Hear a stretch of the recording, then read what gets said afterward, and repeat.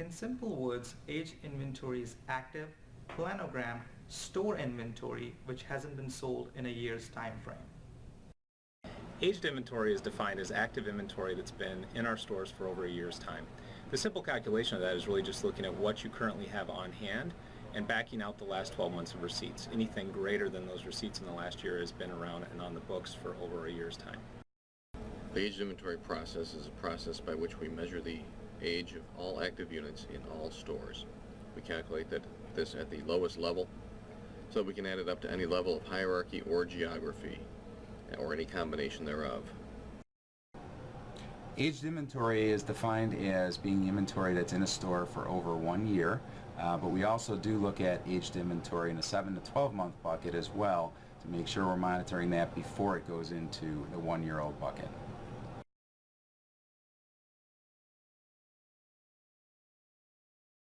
And reducing the aged inventory is important to the business because it represents an investment that we've made that's a bad investment. It's something that's sitting in the stores for over a year.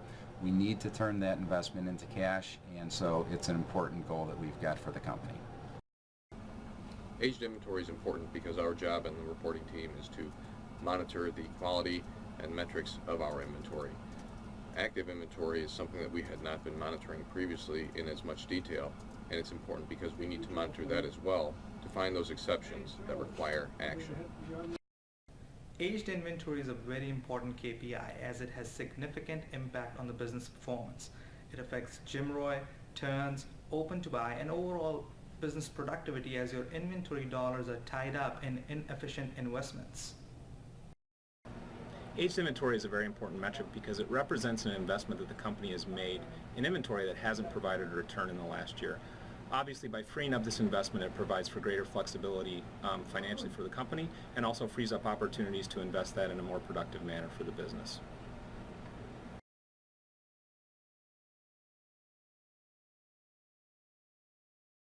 Our goal in the reporting team is to provide detailed reporting on aged inventory and also provide tools that enable inventory teams to isolate, identify, and remediate aged inventory. Our goal as a company and as individual business units is not only to reduce aged inventory via short-term pricing actions, but ultimately eliminate aged inventory via mid to long-term actions. The goal of aged inventory is ultimately twofold. One, to eliminate and address the product that we have on hand that's been identified as aged, but also to create robust processes to prevent aged going forward. Many businesses are looking at short-term actions which include pricing and assortment edits, but long-term it's really understanding the drivers of what creates aged and building in robust processes of how we look at our assortment planning and flow path planning of our items to ultimately prevent that going forward.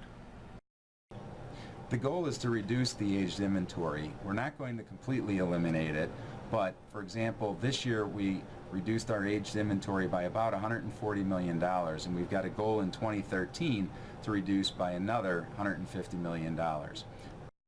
The goal to reduce by $150 million for this year is one of the critical objectives that we've got as an inventory management team, and it supports what we're doing from a cash flow perspective for the entire company. This course is a brief introduction to aged inventory. It will familiarize you with the importance of managing and preventing aged inventory. You will learn about reports and tools that will help you gather relevant data and how inventory management practices can impact aged inventory.